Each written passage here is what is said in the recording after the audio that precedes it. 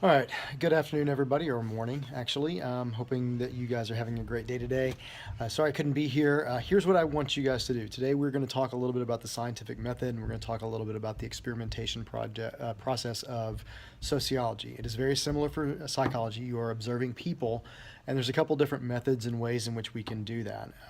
So what we're going to do is kind of walk through each of the parts. We're going to look at the scientific method as a whole very briefly, and then we're going to kind of go into the idea of how do you create a question, a hypothesis, and then what are some types of experiment that you might engage in. And so when this is done, we'll basically possibly use this in some of the stuff that we do later on in class. So with the scientific method, you are dealing with predominantly the same sort of thing that you do in your sciences, that you would have the idea of you ask a question, you do research to support that question or to determine if that question is even worthy of being evaluated or not. Then you construct a hypothesis. And so the next thing that you do at that point is that you begin to say, this if-then statement. I believe that if we change the way our students are moving throughout the cafeteria, then we will create a better flow for the cafeteria. So that's one of the examples of what you might do. Once you have developed that hypothesis a little bit more, you may then continue to do some more research or develop the actual experiment itself. So when you test with an experiment, you basically look to see if the procedure is working. If the procedure is not working, you find out what isn't working, what's the problem. Then you go back, fix those issues, and then do the experiment again. If the procedure is working, then you collect your data and analyze the results. You go through and you say, all right, is this what I found? Is this good? If it backs up your hypothesis, you communicate your results, move on. If it does not support your hypothesis, you communicate your results. No matter what happens, if it proves you or disproves you, you communicate your results every time. That's part of the ethical side of things. Then if it doesn't work, you go back and develop a new hypothesis and go through the entire experimentation process one more time. So the research question arises from your daily experiences. You're looking around and you're seeing, what have I seen? What's something that's interesting that I want to evaluate? It's really important in sociology. You see people behaving in a certain way. You develop a research question that's going to find out, why do they do that? Why do we gather in lines? Why do people follow the crowd when it comes to fashion or the style of music that's being listened to? What are the reasons why people do these things?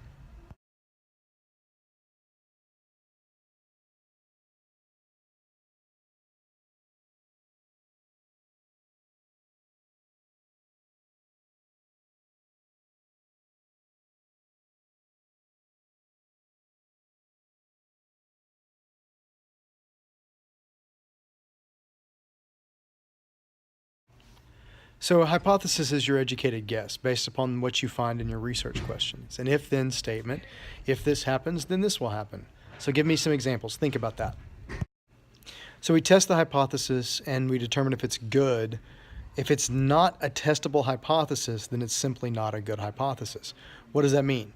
Well, if I decide to say, well, the sun, if we turn the sun off, then we will not have any more strength or ability to communicate or survive.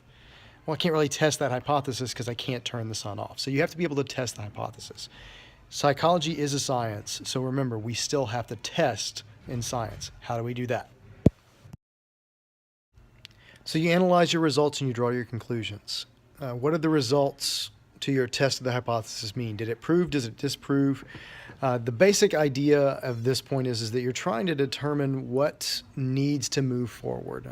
Do you need to reevaluate, ask new questions, try things in a different way? What is your approach to this movement going forward? Does it ask a new question that takes you in a different direction? All those are part of the analysis. This is what's key. You've got to be able to replicate the experiment. If you create an experiment that cannot be done again, it is not a valid experiment. So you can't do this one-off, one-time thing. The reason why replication is important is you need to be able to show that the results were not a fluke, not a one-time freak accident. You have to prove that those will go forward. So be able to replicate it, make it a more than one-time thing.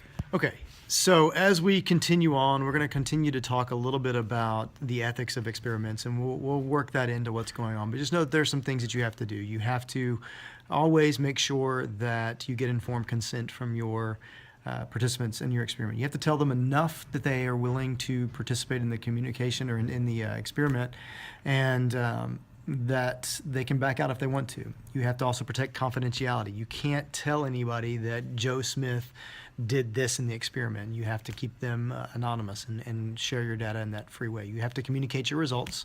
Obviously, that's a part of it. You have to maintain a safe environment, and that means physical and emotional health. You cannot create an experiment that is going to cause harm knowingly to another individual. And basically, you just have to adhere to what are the American Psychological Association's guidelines. They kind of oversee the ethics of any experiments involving people. All right, so with that in mind, what you need to also do at this point is, if you need to go back and look at any of those notes, take anything down, feel free to do that.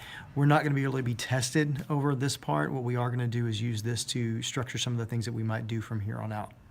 So at this point, what I need you to do is break up into your groups, into your island groups. And then you can, if you did not yesterday finish your Folkways, Maury, and laws, you can go ahead and work on those and have those printed on or written down on the side of the marker board, the poster board. If you did finish that, then go ahead and work in your groups on kind of coming up with some cultural ideas. If you want to start kind of thinking along the lines of maybe what are some unique cultural elements that your island might provide, what are some opportunities that you could do as far as the developing of structures and homes. Somebody asked me yesterday about food. Is that something that's important? So look at your island, look at the resources that are available, think of what kind of food might be beneficial for you. Do you want to be a meat-eating society? Do you want to be an omnivore society where you kind of eat anything? Or is your environment going to lend you to being more vegetarian? So look at those things, evaluate that. What is the available structures that you can build? Can you build brick houses? Do you have to build wooden houses? Are you living in yurts? What's the deal? So kind of think about what your options are as far as that goes. And work on that today, and then we'll come back to it on Monday.